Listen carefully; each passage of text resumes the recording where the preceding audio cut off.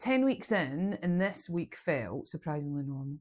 We had a house guest stay in all week, which I thought might completely knock me off track, but it didn't. I cooked every meal from scratch, kept everything keto, and just flexed slightly with carbs so that we could all enjoy the same food, just different versions. And that's what I've realised is it's just not about perfection. It's about balance, it's about flexibility and being able to live real life without losing that progress.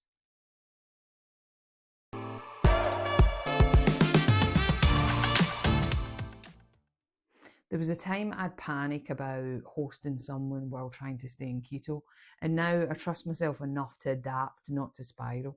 Some of the big wins this week: I've had no alcohol for 10 weeks, and then Saturday night I decided to have a couple of vodkas just with sparkling water and lemon.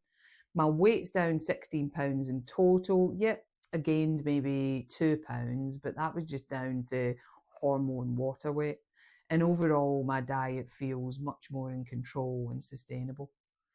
My fasting window is consistently shorter now, around about 14 to 16 hours. My energy, mood, and focus have never been more stable. I've had no crashes, limited irritability, just steady days that feel balanced again. Clothes are fitting better, belly inflammation definitely has come down. Whole body's just feeling lighter, less puffy, less bloated, and just less heavy. This week I caught my reflection and actually thought, you look healthy. And that hasn't felt like something that was common to me for a while now. What's changed most isn't just physical, it's mental as well. Finally at that point where food's feeling normal, there's no tug of war in my head, and there's no guilt if I flex my carbs a little either. And no panic if I eat dinner earlier or skip a fast. And that's what freedom kind of looks like with intermittent fasting and keto, when your choices are intentional, not just emotional. And this week taught me that keto doesn't have to be rigid. It can be a framework, not a cage. And actually having a guest reminded me of how social food can be when it's done mindfully. And I had plenty of recipes to pull on so we could eat the same meal. I realised if I can share a meal, enjoy it fully, and still be aligned with my goals, it's not on or off anymore, it's just about balance. And a quick bit of science, because I love a little bit of the science and the reasons behind the results.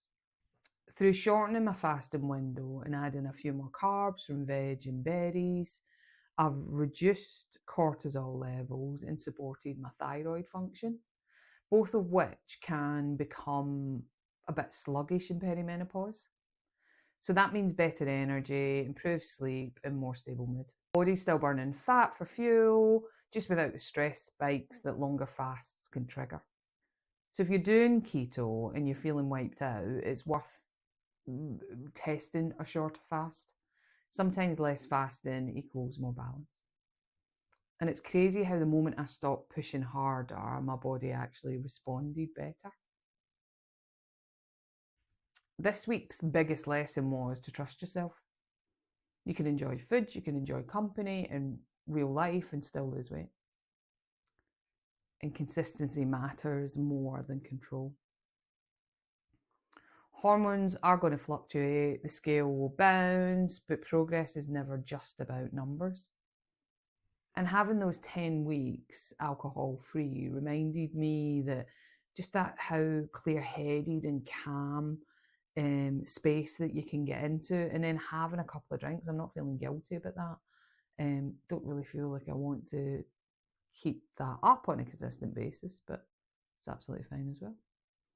And I don't feel like I'm dieting anymore. I feel like I am kind of living in this control, but free control space. So 10 weeks in, 16 pounds down, stronger habits, calmer mind, and a way of eating that actually fits my life. Next week, I'll keep fine tuning. I'll stick to the shorter fasts, steady the protein, moderate carbs. And as I head into week 12, I'm going to start thinking about my next pivot, maybe cycling my macros, maybe looking at strength building. Whatever it looks like, I know this. I've built consistency, not perfection. And that's the foundation that will actually last. If you're in your 40s or your 50s and trying to balance hormones, moods, and weight, just keep going. It's not linear, but it's worth it. And this is Michelle. Real progress, real life, real balance. If this resonates, hit subscribe. Let me know in the comments what your version of feeling normal again looks like.